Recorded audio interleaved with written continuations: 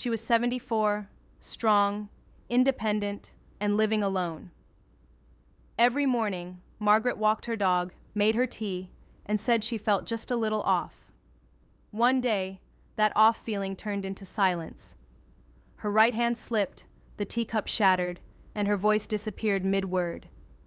Her neighbor found her an hour later, eyes wide open, unable to call for help. The doctors called it a minor stroke. But there was nothing minor about what had stole.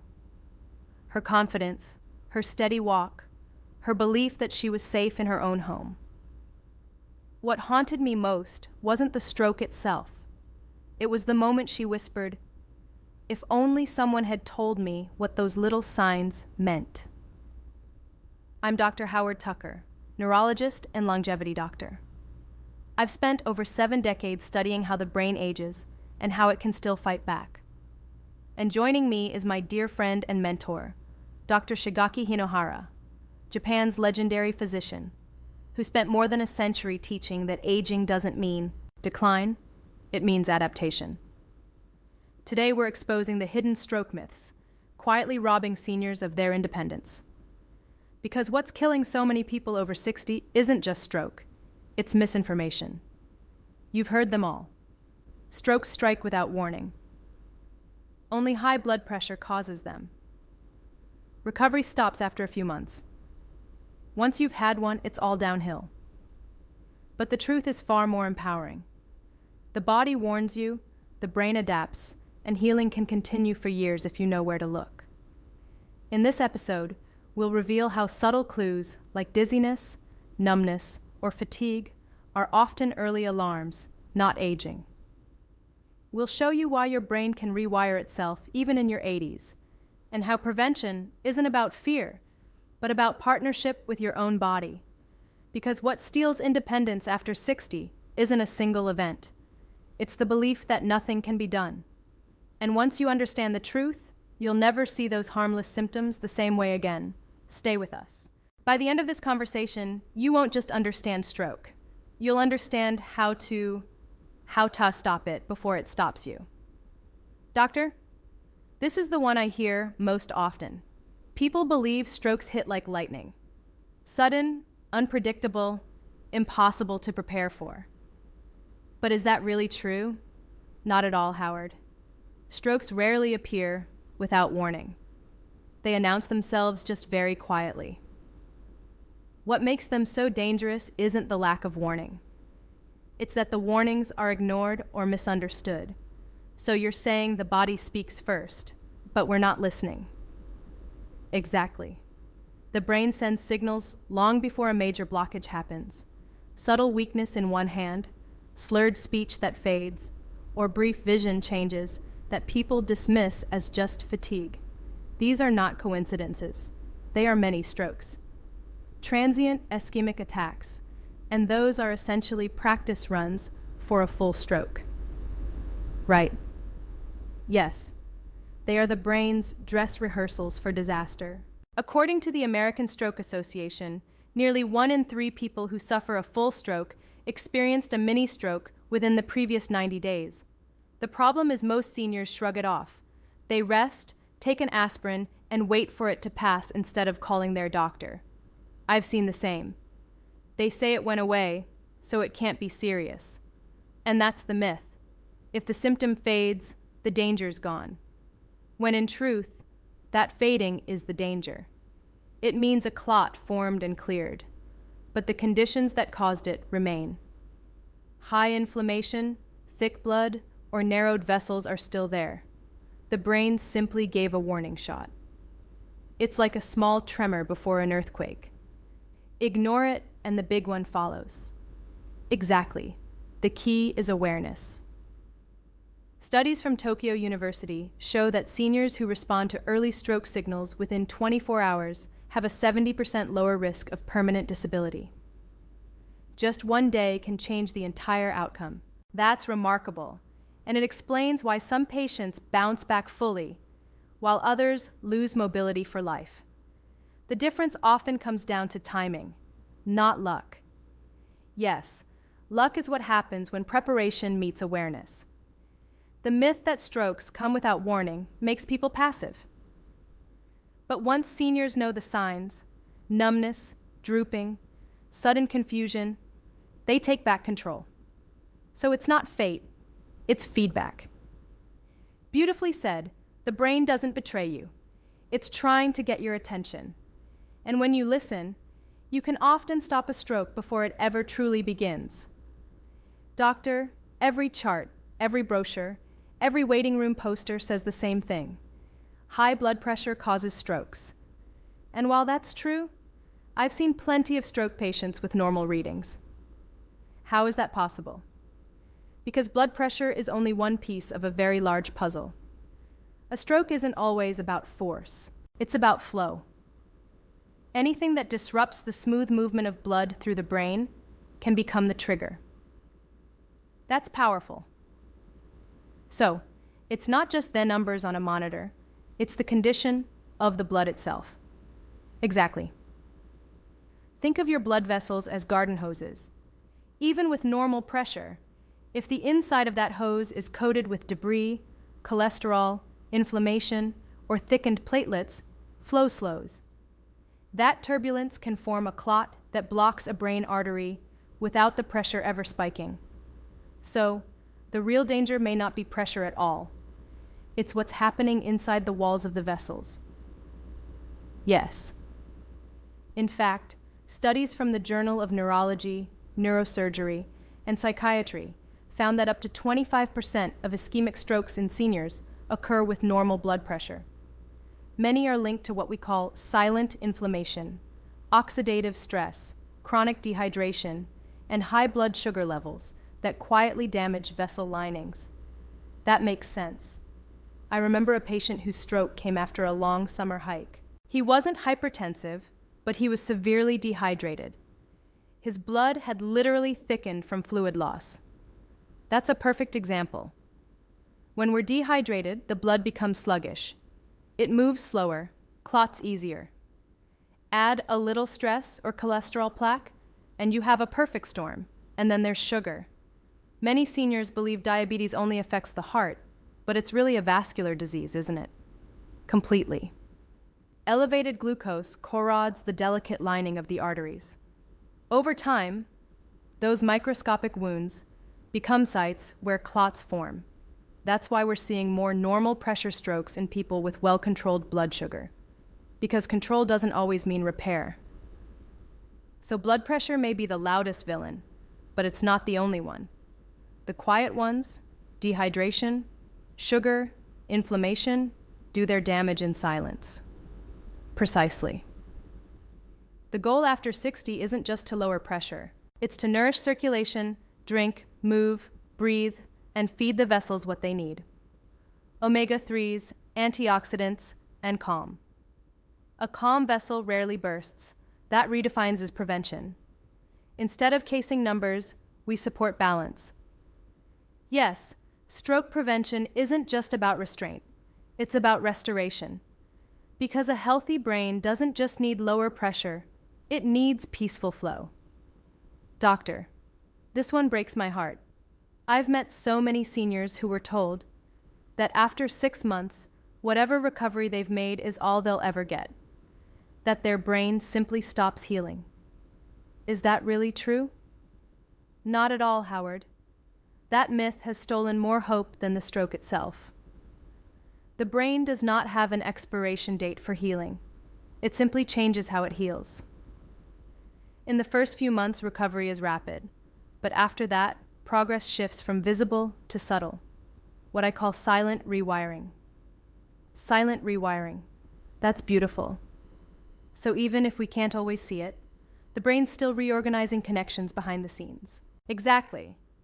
The term is neuroplasticity. It means the brain can reassign tasks, rebuild pathways, and strengthen alternate routes even years later. Studies from Harvard's Department of Neurology show that adults in their 70s and 80s still generate new synapses when they engage in purposeful, repetitive activity, especially movement paired with emotion. So the key isn't just exercise, it's meaning. Yes, the brain learns best when it cares. For example, a patient practicing hand movements while gardening or painting reactivates far more neurons than someone doing mechanical therapy alone. Emotion, purpose, and repetition form the triad of long-term brain repair. That changes everything. I remember a patient, 81, who couldn't button his shirt after his stroke. We built a daily ritual just folding napkins with his granddaughter while listening to his favorite music. Within 6 weeks, his coordination returned. That is the essence of neuroplasticity. The sound, the touch, the emotion. They light up parallel circuits. The body follows the brain's curiosity, and that spark is timeless. In Japan, we've seen stroke survivors regain mobility 10 years post-event, simply because they began training again. The neurons were waiting, not gone. So when doctors say you've plateaued, what they really mean is, we've stopped trying. Exactly. Recovery slows, but it never truly stops. The brain is like a garden. Neglected soil still responds to care. The seeds of movement and attention, air, always ready to grow. That's incredibly hopeful. It means even if you're watching this years after your stroke, it's not too late to start again. Never too late. As long as there's breath, there's signal. And where there's signal, there's potential. Doctor, when people hear the word stroke, they think paralysis, slurred speech, or drooping faces. They imagine the visible damage. But what most don't see are the changes inside, the confusion, the fear, the emotional swings that follow. Yes, Howard. And that's what makes this myth so painful.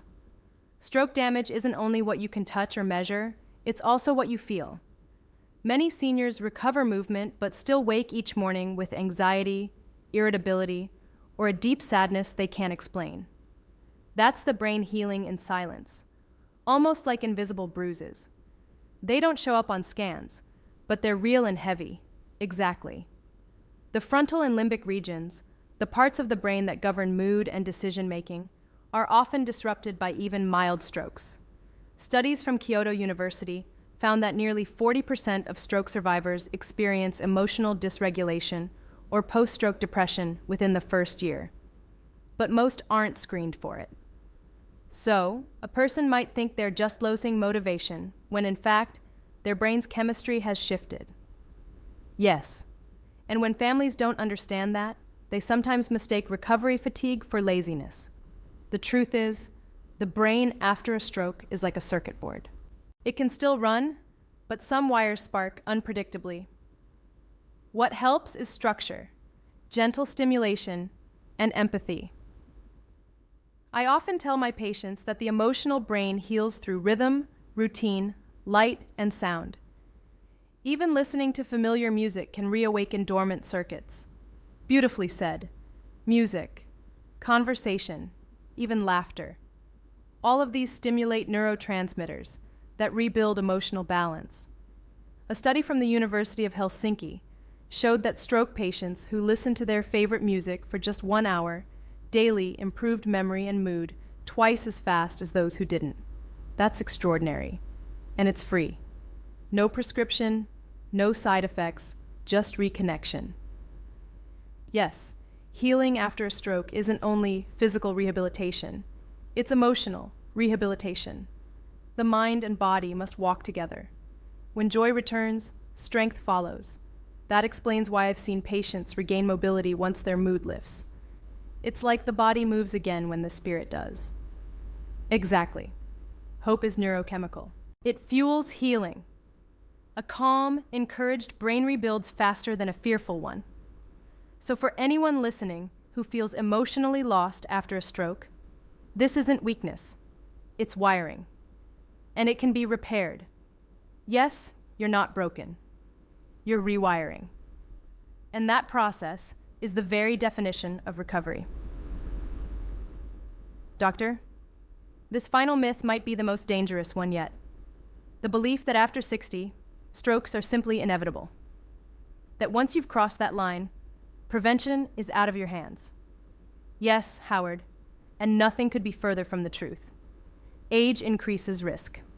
Yes, but it also increases opportunity because seniors are the only group who already know what their body is trying to say.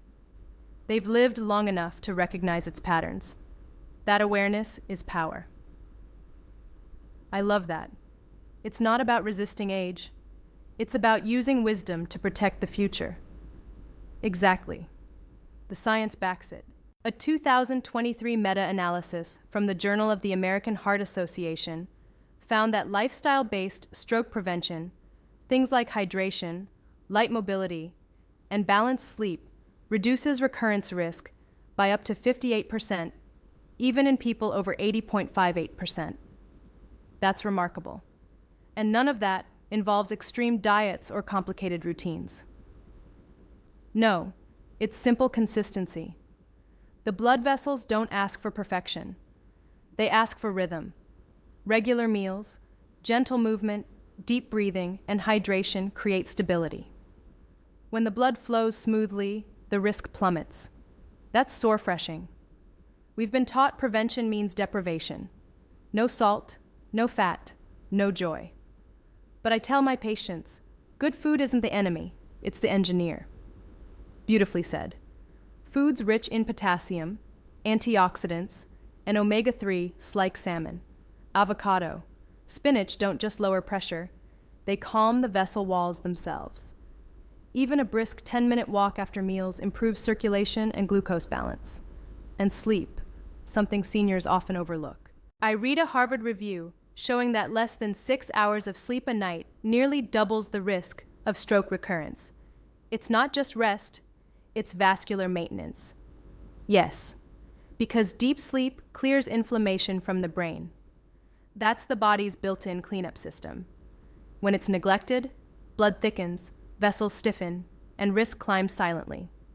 So, prevention after 60 isn't about control. It's about cooperation. Working with the body, not against it.